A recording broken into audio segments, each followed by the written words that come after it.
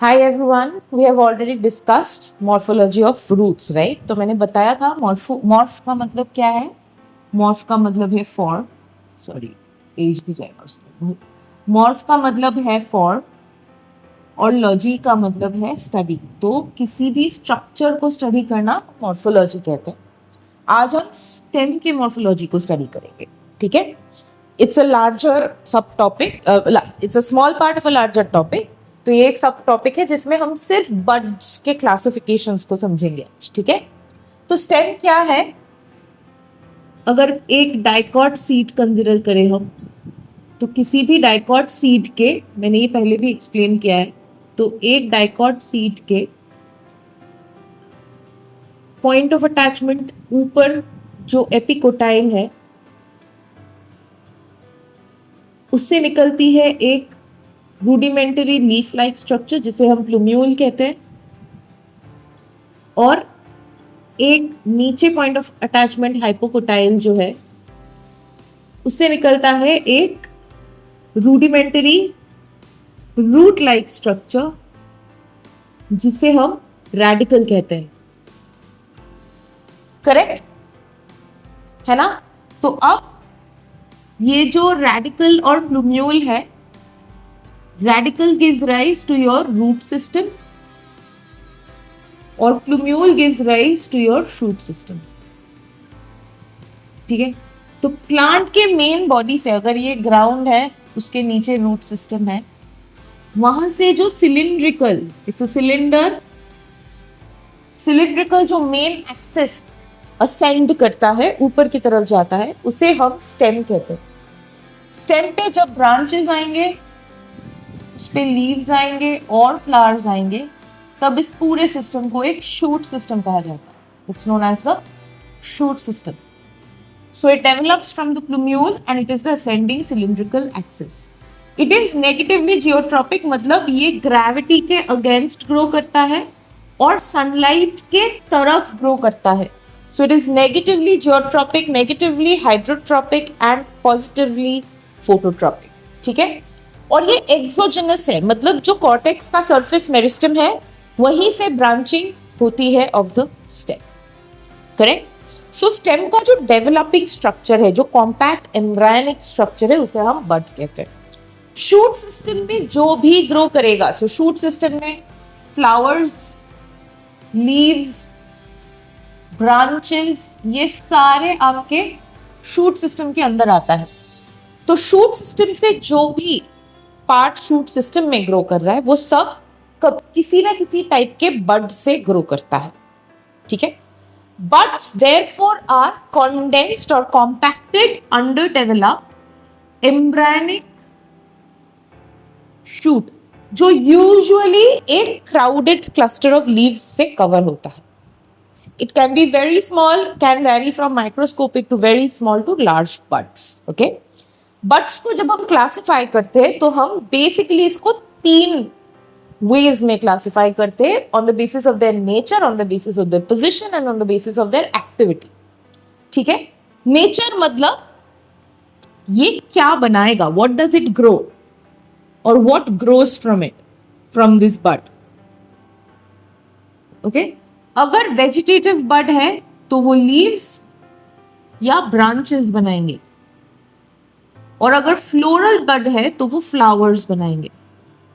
Mix buds can grow both, right? So based on nature you will have 3, you will have floral जिससे flowers बनेंगे, you will have vegetative जिससे stems और branches बनेंगे और leaves बनेंगे, and mix जिससे दोनों बन सकते हैं। Now position. So where on the main axis or with relation to the leaf is it situated? ठीक है? Now based on that you have terminal. Terminal मतलब टिप। ये अगर प्लांट का स्टेम है तो उसके टिप पे ये बड एसोसिएटेड है। ये जो टिप है, ये जो टर्मिनल बड है, ये टर्मिनल बड प्राइमरी ग्रोथ कराएगा। It will help in the primary growth of the plant. It will help the plant to grow in height. ठीक है? तो ये बेसिक जो मेन एक्सिस है उसके ग्रोथ के लिए रिस्पॉन्सिबल, ओके? लैटरल मतलब anywhere on the body of the plant. Usually laterals nodes पे होते हैं. नोड्स मतलब growing points on the body of the stem. ठीक है. नोड्स पे अगर नहीं है तो उन्हें हम एडवेंटिशियस बड्स कहते हैं, जो नोड्स पे नहीं है. और ये जो 3 है ये नोड्स पे. अब बेस्ड ऑन नोड पे कहाँ है हम उनको 3 ग्रुप्स में डिवाइड करेंगे. एक्सिलरी मतलब लीफ के एक्सिल में, एक्सेसरी मतलब लीफ के बेस में, और एक्स्ट्रा एक्सिलरी मतलब लीफ बेस के बाहर जो नोड्स है वहां पे. ठीक है. एक्सेसरी को हम फर्दर क्लासिफाई करते हैं into collateral and superposed. Collateral मतलब एक्सिल के साइड पे प्रेजेंट होना, सुपरपोज्ड मतलब एक्सिल के ऊपर प्रेजेंट होना. ठीक है. हाउएवर एडवेंटिशियस बड्स जो है ये नोड्स पे ग्रो नहीं करते, तो इनके 3 टाइप्स हो जाते हैं. फॉलियर, अगर ये लीफ पे ग्रो कर रहा है तो वो फॉलियर हो गया. अगर वो स्टेम पे ग्रो कर रहा है तो वो कॉलाइन हो गया. और अगर वो रूट पे ग्रो कर रहा है तो वो रेडिकल हो गया. ठीक है. These 3 examples are also important.